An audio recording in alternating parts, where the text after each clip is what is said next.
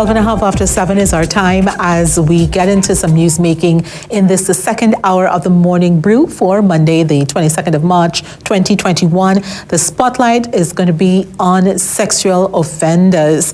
And that issue came to the fore with the tragic deaths, brutal slayings of both Ashanti Riley in December and Andrea Barrett in January of this year. To tell us more about some initiatives that are being enacted is Chairman of the Caribbean Committee Against Sex Crimes, Jonathan Bagan. Good morning to you, Jonathan. Good morning. Thank you for having me. About just a little over a year ago, we got news from the police service that a national sex offenders registry has been created and can be accessed online. It's actually at sexoffenders.gov.tt. And if you've got the name of the person or their location and so on, you can get some details in terms of their offenses and that kind of thing. This is something that you have been advocating for quite some time now, and now we're seeing things being taken to another level where there is a move by your organization to have Trinidad and Tobago link up with international sex offender registries as well. So in 2016, Barack Obama passed something called the International Megan's Law. The regular Megan's Law allows is the Sex Offender Registry for the United States. International Megan's Law allows sex offender data to be transmitted between countries across borders. So right now, the US sends us emails of all their traveling sex offenders. So in 2020, I signed a partnership agreement with the software company Offender Watch. They are the ones who provide the software to the FBI and the US Marshals and the most of the police agencies in the US and in Canada. So I am advocating, and more than advocating, I wrote a legal opinion, and this was sent to the Honorable Attorney General, Faris Alwari, on how to pass a new amendment to integrate, well, one, to allow for this software to be used. So the reason why, so just to step back a bit on how important quality software is. Are you aware that the police database for certificates of good character is down? This was in the news. So if Commissioner Gary Griffith requires any assistance from software experts, I'm in partnership with a company that works the highest levels of US law enforcement. So if he needs any further assistance, but I mean, a database, so the standard for databases is using the programming language SQL. And Trinidad and Tobago, if we want to fight crime using the latest technology, which would be artificial intelligence and deep learning, we have to have our databases running properly. So if there's, I've sent emails to Gary Griffith, I've sent emails to Faris Alwari, and so this software is so powerful. The reason why I signed the partnership is that they can monitor sex offenders on the internet and on social media, and when they try to call a child's cell phone, or if a child's GPS in the cell phone goes close to a sex offender's residence. So this is the future, and would very much like support from either Faris Alwari or the police commissioner to bring this technology to Trinidad. It sounds pretty exciting, but also extremely scary, because there is always the consideration that someone may be accused of being a sex offender and be completely innocent of any crime, and they would have this mark against them for the rest of their lives. Being labeled like this changes your life forever. So what checks and balances are in place to ensure that before someone is put on this registry, before they are completely condemned of this particular crime, that they are indeed innocent of the crime? Because we know that there are people who, for various reasons, wrongfully accuse someone of a crime. So just to reiterate what my criminal law lecturers told me about 10 years ago, there's a golden thread running through the common law that it is better to let 10 guilty men go than to let one innocent man be tried for a crime. So that is why the standard for criminal law is beyond a reasonable doubt. So it is already very difficult to win a rape case. And so the balance is actually generally on the side of the rights of the alleged criminal. So I don't think we have that worry. And even if that worry is there, you can go to the Court of Appeal and to the Privy Council to get justice if you're unsatisfied with Trinidad courts. And the Sex Offender Amendment itself in Section 50 has an appeal process to get people, if the registry is too oppressive, in like being on a public site, you can come off of it. Like if you're being harassed and stalked and, death threats. So it's a very fair law what we've passed. As you mentioned that, have you had a chance to see any of the amendments proposed in our Sexual Offences Act by the Attorney General yet? And what do you think of them? Because he pointed to some of those. He's also going to be including things like sexual harassment, among others, and also making stronger sanctions for child sexual abuse and so on.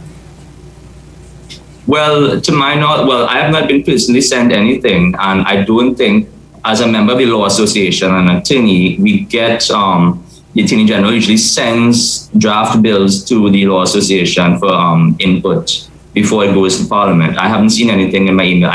It could be, I'm so busy, I haven't seen it, but to my knowledge, that isn't, he may be talking about, future amendments. Okay, let's go back to the issue of Operation Global Sex Offenders Registry. Once we are connected with the US and the other databases, what does that mean for sex offenders who are registered here in Trinidad and Tobago? What does that mean for how their lives are going to be impacted by being, accessible globally like that? Well, it is another layer. So, the United Nations Human Rights Charter allows those sorts of national human rights treaties allow for freedom of movement and other rights. So that right wouldn't be taken away.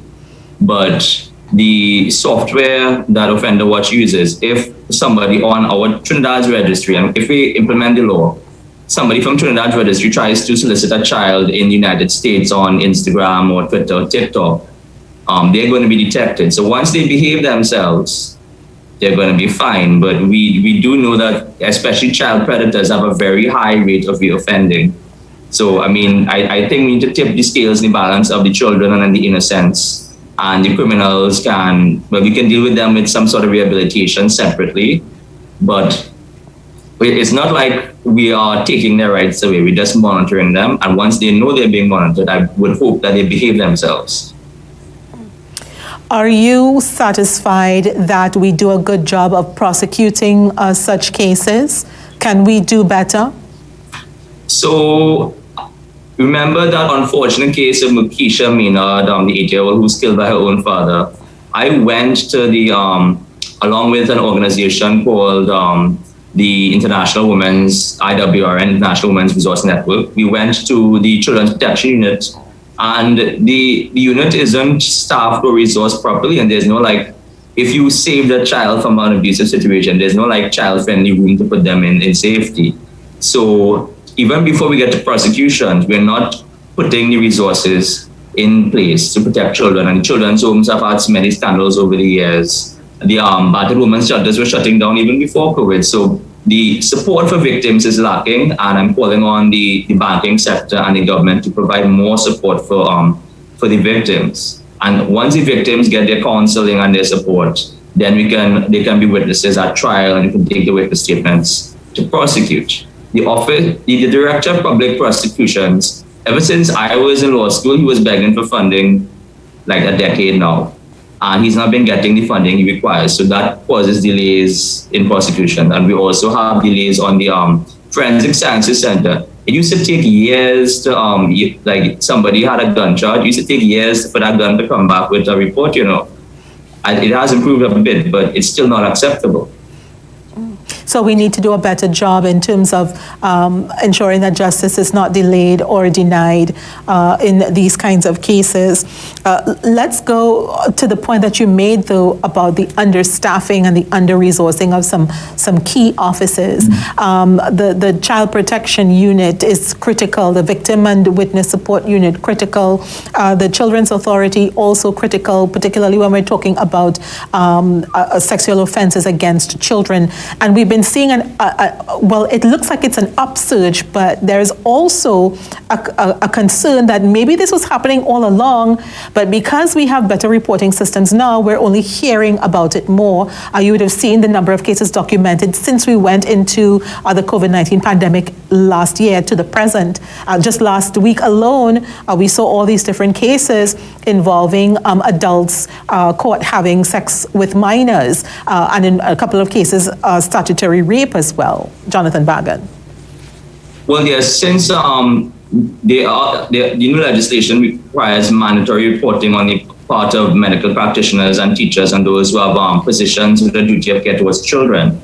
So that, I believe, has caused an upsurge in reports. But I think we can agree, if one child has been damaged, and these things can scar a child for life, it affects they can be suffering from panic attacks 50 years later because of sexual abuse. One child being abused is an unacceptable number, and we need to do better, no matter if the reporting mechanisms have improved, no matter if the overall numbers for crime are down due to the COVID-19 situation, or if they are. We need to do better. There's always room to do better. Do you think that we need to worsen our penalties for sexual crimes? We saw a case last week where a judge refused to give bail to someone accused of rape. Well, bail is not a penalty. There's a constitutional right to reasonable bail. If the judge, I'm not sure which case you're referring to, but the judge has discretion that if the person is a flight risk or may reoffend, or there's specifications in the Bail Act, if there are prior offenses of a certain nature, they may be denied bail. So bail is not a punishment, but improving penalties, the Sexual Offences Act provides for very strict penalties. It's life imprisonment under one of the provisions in the Children's Act for raping a child. So I don't think the penalties are the issue. I think we need to do, well, one, implement better technology.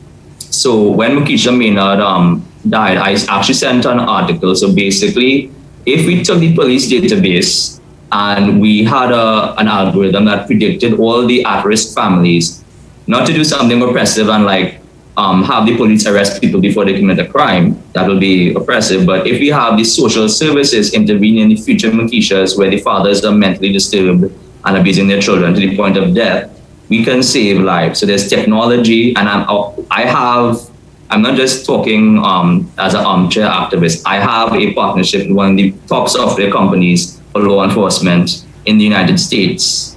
And it's just a couple of phone calls to get Gary Griffith anything he needs, and I'm not getting the support for that. Also, we need better support for victims and for their lives to be improved and for them to get support through the court process. That is going to solve crime. Just passing a piece of legislation to hang somebody, statistically, based on criminology research, that does very little. We need to help the victims and improve the system. Jonathan Bagan, there's also another element, the online element, the cyberspace element, which has ratcheted up, particularly over the past year, as more and more people would have had to interact online, go online, children getting their lessons online, but also falling prey to predators online as well. Let's look at that for a bit. Well, the data from the US says there's about a 90% increase in incidences of predators. So it is, make sure no children are watching this part. So there was actually a bad case of a child, what the predators do, they blackmail, they demand nude photos, and then they say, if, a 12-year-old child, 12-year-old boy in the US, they demanded that he molest another child on live camera, and they recorded that, and they posted that abuse on Twitter. So those two children's lives, for the rest of their life, they are scarred. And these things are happening all the time on the internet. And that is why I have that partnership with Offender Watch to bring software to track predators on the internet. But the first line of response is that parents, you need to monitor your children's activity, and no child is to have any discussion with anybody online that they don't know personally at any point in time. But parents aren't always able to monitor their children very closely, though, Jonathan Bagan. At some point in time, they have to go to work, and they're going to have to trust that their children make the right choices, and that the adults that they leave their children with are also making the right choices and doing the right things, though. I agree, because we do know there's a lot of strain on parents due to COVID and the economic situation.